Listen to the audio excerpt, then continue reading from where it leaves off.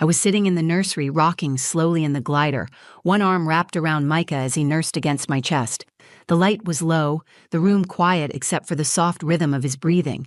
His skin was warm, his little fingers curled around mine. For the first time all day, everything felt still, safe. I was exhausted, but I didn't mind. This was the part no one prepared me for, the deep, aching love that makes the sleepless nights worth it. Eli had just stepped into the shower. We were finally figuring things out. Micah was 5 weeks old and starting to fall into a rhythm. The hard part was supposed to be behind us. I thought we were getting our lives back. Then Eli's phone buzzed on the nightstand beside me. It vibrated once, then again. I reached over to flip it face down so it wouldn't wake Micah. I wasn't snooping.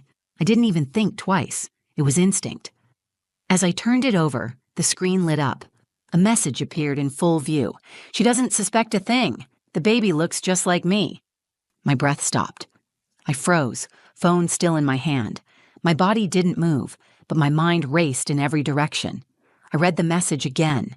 The baby looks just like me. She doesn't suspect a thing. My fingers tightened around the phone. My heart started to pound in my ears. I looked down at Micah's face. His cheeks were flushed from feeding, his eyes fluttering closed, content and peaceful. I studied his mouth, his nose, the curve of his brow. Then I looked toward the bathroom, toward the closed door and the sound of running water. My stomach twisted. I read the message again. Not once did it feel like a mistake. The words were sharp, intentional, impossible to ignore. I set Micah gently against my shoulder and stood, cradling him with one hand and gripping the phone in the other. I didn't walk toward the bathroom. I waited. I stared at the door until the water turned off and I heard the curtain slide. Eli came out with a towel wrapped around his waist, rubbing his hair with another. He saw the look on my face first, then the phone in my hand. His expression shifted instantly. The towel stopped moving. His whole body stilled. "What is this?" I asked. My voice was low, but it cracked at the edges. I didn't scream. I didn't need to. The words were enough. He didn't answer. "What is this?" I repeated, holding the screen up so he could see the message. His lips parted, but no sound came out. He looked at Micah, then at me. His eyes darted from the baby to the phone like he was scrambling for a version of the truth that might still save him. "I need you to tell me what this means," I said, "right now." He stared at me, frozen. Then slowly he lowered the towel from his head and sat on the edge of the bed. "Maya," he said, "I think Micah might not be yours." The room didn't spin. It stopped. The sentence didn't make sense. I blinked, thinking I had misheard him. "What did you just say?" He looked up at me, guilt pouring out of him. "I don't think Micah is your biological son." My knees gave out, and I dropped onto the rocking chair behind me, still holding Micah tight to my chest. I couldn't speak. I couldn't move. My mind wouldn't let me process the words. I had carried this baby for 9 months. I had delivered him. I had fed him from my body. I had wiped his tears, soothed his cries, kissed his forehead while the world slept. What did he mean he wasn't mine? Micah stirred in my arms. I shifted him gently, whispering his name, trying to calm my shaking hands. I looked back at Eli, who now sat hunched forward, his hands covering his face. He hadn't said anything else. "Explain," I said, "now." And I knew, before he opened his mouth again, that everything I thought I knew about my family, my child, and the man I married was about to be torn apart. I never imagined my life would unravel this way. I used to think heartbreak came in loud moments, shouting matches, slammed doors, packed bags. But mine came quietly. It crept in during the calmest season of my life, when I thought I had finally arrived at the place I had spent years fighting to reach. My name is Maya Hart. I'm 30 years old, a teacher by profession, a mother by heart, and someone who always believed that honesty was the foundation of any real relationship. I grew up in Eugene, Oregon, in a small house on a corner lot with peeling paint and a front yard full of dandelions. My mom, Janice, raised me and my younger brother, Derek, mostly on her own after our dad left. She was tough in the way single moms often are, never asked for help, never let us see how hard it really was. Derek and I grew up close. He was the kind of kid who acted like nothing bothered him, but would secretly cry if someone hurt my feelings. As adults, that never really changed. He's the one who always shows up with takeout when I don't have the energy to cook, who makes dumb jokes when I want to scream, who reminds me to breathe when I forget how. I met Eli in college. He wasn't flashy. He wasn't the kind of guy who walked into a room and made heads turn, but he was steady, funny, thoughtful. We met in an English lit class. He offered me his notes when I missed a lecture. We started talking after class. It was slow, natural, easy, the way things should be. By the time we graduated, we were living together. 2 years later, we got married. It wasn't a big wedding, just close friends, family, my mom's backyard, and a dance floor made from rented wood panels that kept coming apart under our feet.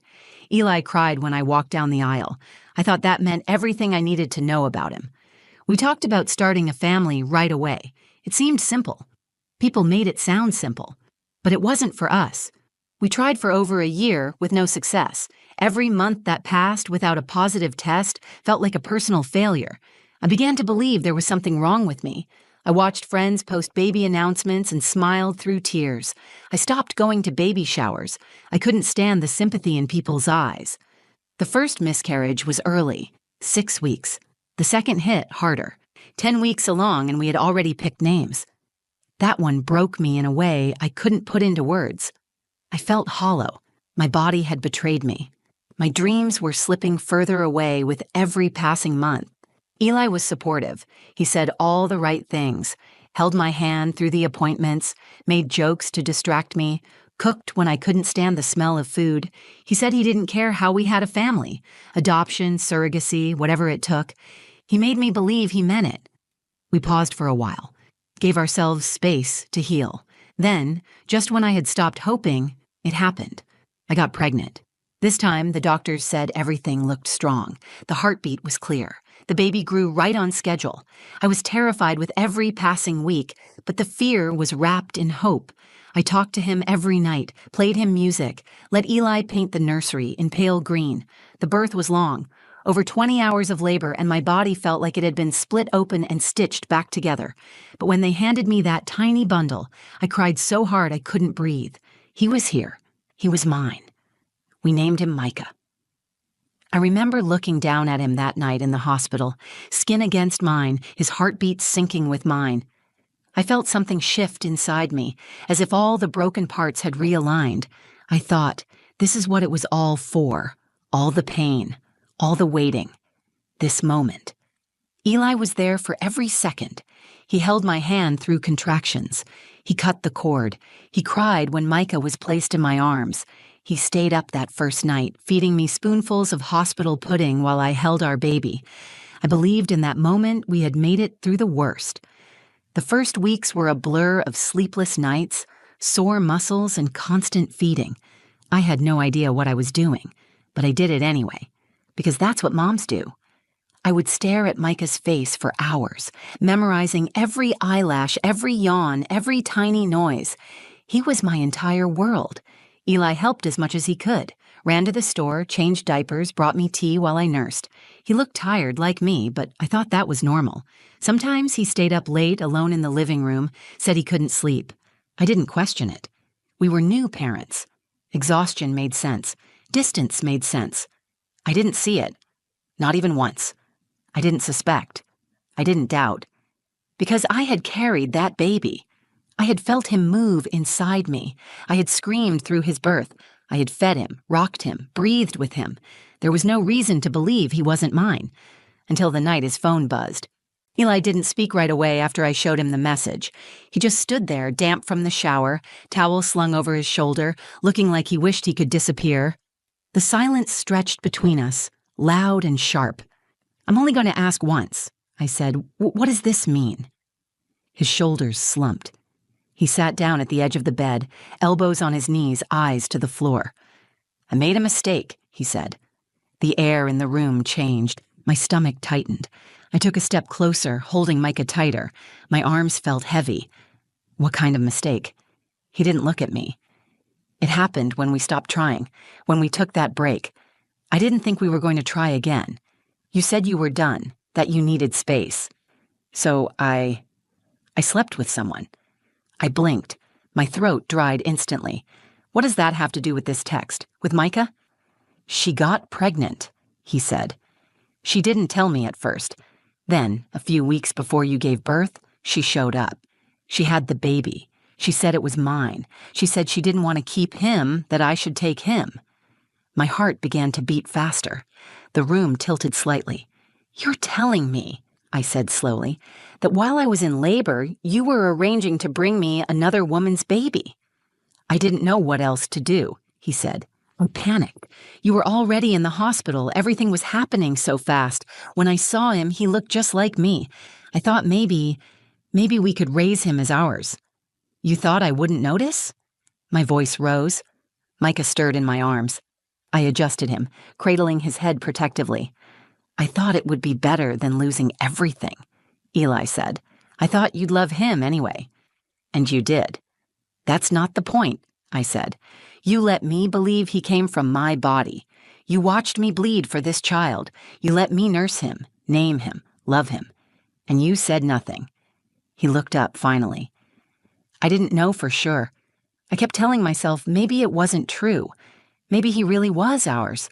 I kept waiting for the right time to say something, but it never came. Micah let out a soft cry. I kissed the top of his head and walked out of the room. I didn't pack right away. I just stood in the hallway, my back pressed against the wall, trying to hold myself together. My mother's voice echoed in my mind, calm and certain. When someone shows you who they are, believe them. I didn't want to believe this version of Eli, the one who lied, the one who brought home another woman's child and passed him off as ours, the one who let me fall in love with a lie, but I did believe him now. I called my mom, told her I needed to come over. I didn't tell her everything, just enough. She didn't ask questions. She just said, I'm on my way. When she arrived, I was sitting in the living room rocking Micah back and forth. She looked at my face, then at Eli's standing behind me, and she didn't need an explanation. She helped me pack a bag, whispered something to Micah, and held my hand while I put him in the car seat. Back at her house, I put Micah down to sleep in the guest room crib and stood by the door for a long time, watching him breathe, watching the slow rise and fall of his chest. I tried to see something, anything, that would tell me what to believe, but the truth was, I didn't know. I had carried a baby for 9 months. I had felt every kick. I had screamed through labor, and yet the child in that crib might not be mine. I ordered a DNA test the next morning, one for me, one for Eli, one for Micah. I wanted answers, not theories. I needed something concrete. I contacted a private lab. I wanted results fast. I swabbed Micah's mouth while he slept, hating myself for what I was doing, but knowing I had no choice. Then I started digging. I checked Eli's phone again, found the number the message came from. I looked it up. A name popped up in one of the search results. Erin Caldwell. I didn't know her, but the name made my stomach turn. I wrote it down. Called Eli's sister, Lena. She picked up after 2 rings. Do you know someone named Erin Caldwell? I asked. Silence. Then a soft exhale. Yeah, she used to be my roommate in college. Why? She's the woman Eli cheated with, I said, and she claims Micah is her son. Oh, God, Lena whispered. Maya, Erin was obsessed with having a baby, even before she was in a relationship. She talked about motherhood like it was her entire identity. She would have done anything to be a mom. My chest tightened. Could she have switched babies? I don't know, Lena said, but if anyone would be capable of something like that, it's her. I hung up and stared at Micah's sleeping face. I didn't know whose child he was, but I knew what I had to do. The morning after Lena confirmed who Erin was, I sat alone in the kitchen while Micah napped in the next room. My mom had gone to the store, and the silence in the house felt unfamiliar, almost heavy.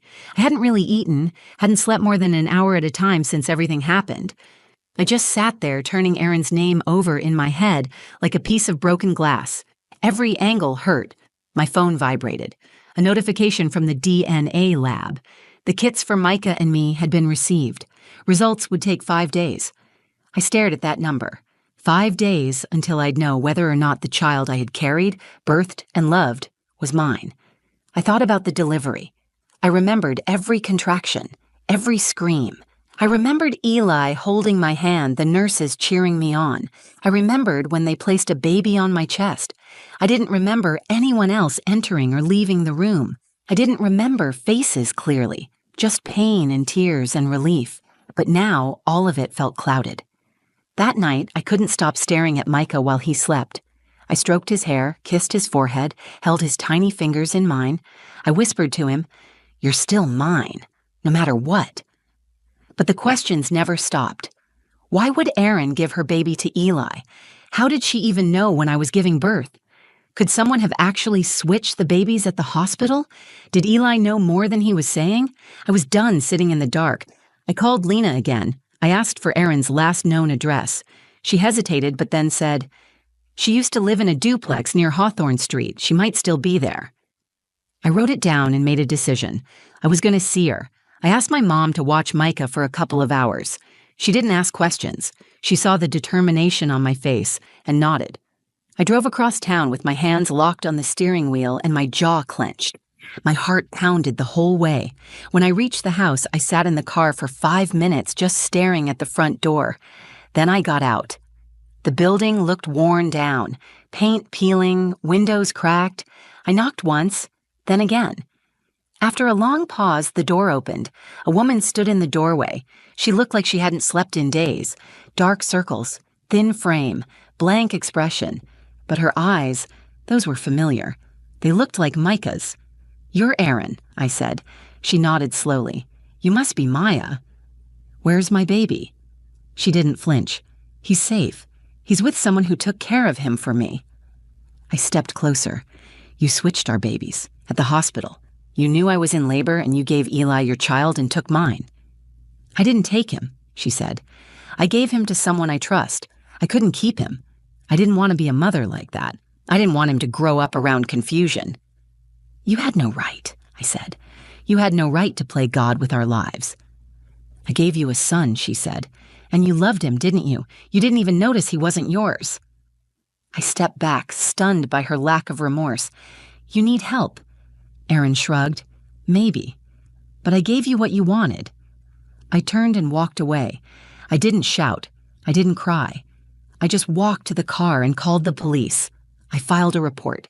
I gave them everything I had. Eli's confession, the text message, the DNA kit confirmation, Erin's address. They took it seriously.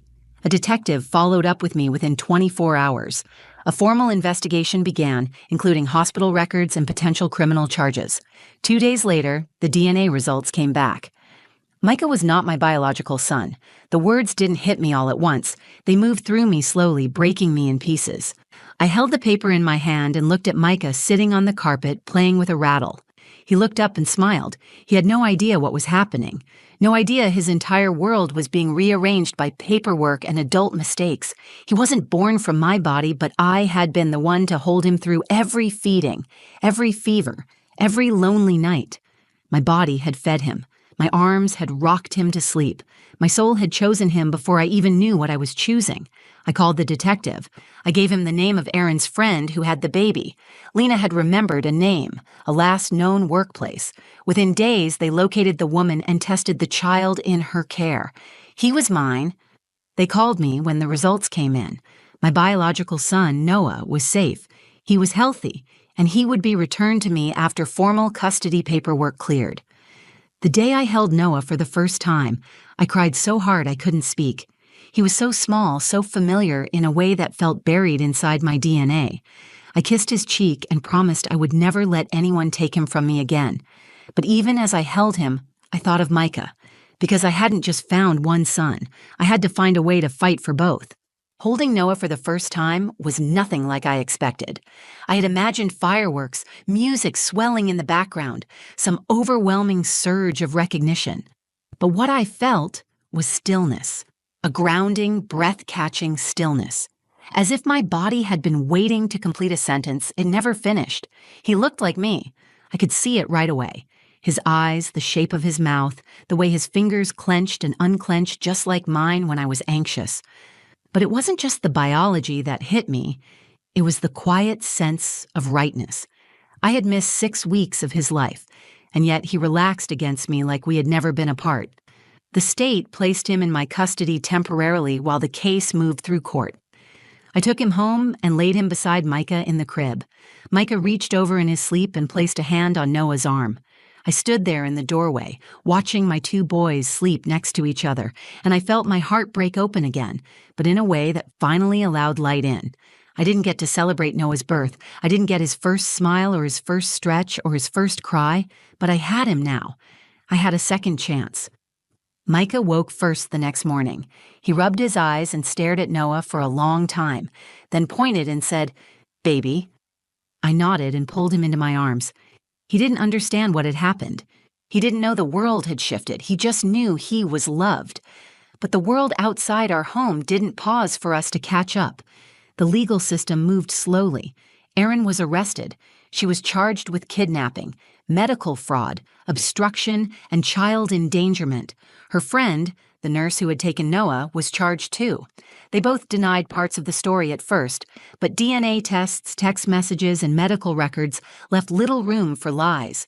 The judge ruled that I would retain full custody of Noah, with permanent parental rights restored.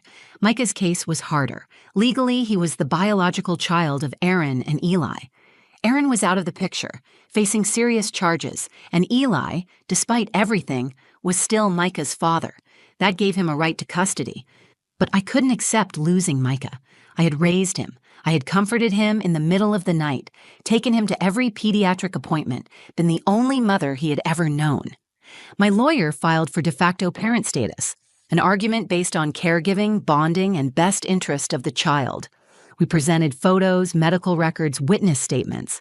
My mother testified, so did Derek. Even Lena submitted a written statement, confirming that I had been the only maternal figure in Micah's life. Eli fought back at first. He wanted full custody. He said I had manipulated the situation, that I should have trusted him. But his argument was weak. The court saw what he had done, concealing a birth, allowing a switch to take place, and deceiving me through it all. His credibility was gone. After months of hearings, the judge ruled in my favor. I was granted joint custody of Micah with full physical custody. Eli would get supervised visitation, and only if he completed parenting classes and complied with all court orders. It wasn't perfect. It wasn't what I had wanted, but it was enough. It was a door kept open for a child who still deserved to know where he came from and to stay where he was loved. I brought both of my sons home.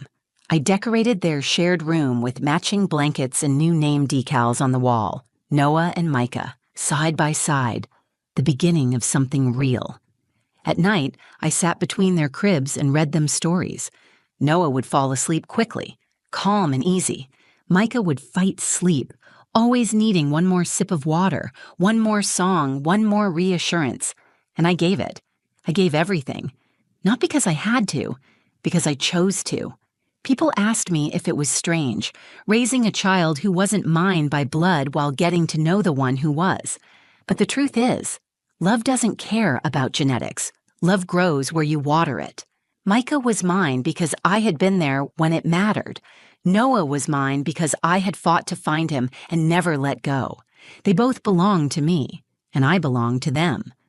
Some nights, I thought about what might have happened if that text never appeared. If I had never picked up Eli's phone, I might have lived my whole life never knowing. I would have loved Micah completely, never questioning anything, and maybe I would have been happy, but I would have never known Noah, and Noah deserved more than a what if. They both did. That message, so cold, so careless, had shattered my world, but it also cracked it open wide enough for me to rebuild it, with truth, with choice, with both of them in it. The hardest part wasn't the betrayal or the custody battle, or even the weeks I spent unsure if I would ever hold my real son again. The hardest part was learning how to let go of the life I thought I was living, and still find meaning in the one I was building. Noah adjusted quickly. He was quiet, easy to soothe, curious about everything. He took to me as if we had never been separated. That kind of bond doesn't always need time. It just needs truth and presence. Every night when I rocked him to sleep, I felt something settle in my chest. He was safe. He was home. So was I. Micah took longer. He grew clingier in those first few weeks after coming back home. He cried more when I left the room, woke up in the middle of the night calling for me, refused to sleep unless my hand was on his back. He didn't understand court dates or custody agreements. All he knew was that the woman who sang him to sleep and kissed his bruises had suddenly disappeared and then come back. So I showed up for him over and over until he believed I wouldn't leave again. I often thought about how close I came to losing both of them, how fragile motherhood can feel when it's built not just on biology but on trust. And when that trust breaks, how much harder you have to fight to hold on to what's real. People asked me, "How didn't you know Micah wasn't your biological son?" I used to feel ashamed of that question, but now I answer it without hesitation. Because I trusted the system, I trusted my husband, I trusted what I saw in front of me. I had just gone through 21 hours of labor, stitches, and blood loss. I was exhausted, emotional, overwhelmed. When a nurse placed a warm baby against my chest and told me he was mine, I believed her. He latched, he cried, he looked into my eyes and held my finger. Every instinct in my body screamed, "This is my child." And for 5 weeks, he was, in every way that matters. I didn't see a stranger when I looked at Micah. I saw the baby I sang to in the hospital. I saw the face that calmed when I whispered his name. That connection didn't vanish when the DNA results came in. It deepened, because I realized love is not tied to a bloodline. It is tied to sacrifice, to consistency, to presence. I divorced Eli. I didn't do it with a dramatic speech or a bitter heart. I did it quietly through a lawyer with full custody papers already prepared. He didn't fight me. Maybe he knew he had already lost everything that mattered. Maybe he finally understood the damage he caused. But I didn't wait for his apology. I didn't need it anymore. He gets supervised visits with Micah, but he rarely shows up. When he does, Micah barely recognizes him. That's its own kind of justice. Not cruel, just honest. As for Erin, she went to trial. Her sentence was harsh and deserved. She never apologized either. She never showed remorse. The woman who thought she was giving me a gift never understood that love, built on lies, doesn't survive. I focus on my boys now. Noah is starting to talk. His first word was light. He points at lamps, the sky, anything bright, and says it proudly like he discovered it himself. Micah is louder, more expressive. He narrates everything. He tells people at the grocery store, "That's my brother. He's smaller, but I'm faster." They share a room. They fight over toys. They giggle in the dark when they're supposed to be sleeping. I often find them curled up together under the same blanket by morning. Watching them reminds me that something beautiful was salvaged from something broken, that my story isn't just about betrayal, it's about the fight to keep what's real, and the choice to love even when it's hard. I used to think being a mother meant giving birth. Now I know better. Being a mother means showing up. It means staying up when you're too tired to think. It means choosing someone else's needs over your comfort. It means knowing that even if the world questions your place, your child never will. I carried Noah in my body. I carried Micah in my heart. And today, I raise both of them side by side. Not because they were handed to me, but because I refuse to let either of them be taken away. This is my family, not the one I planned, but the one I claimed. If this story stayed with you, even for a moment, I'd love for you to let me know. Click the like button, share it with someone who believes that love is more than biology, and leave a comment below. Tell me, have you ever had to fight for something that felt like it was yours, even when the world said it wasn't? And if you want more stories that speak to the strength we don't always know we have, make sure to subscribe to the channel. There's more coming. Real voices, real heartbreak, real hope. Thank you for watching. I'm Maya, and this was my story.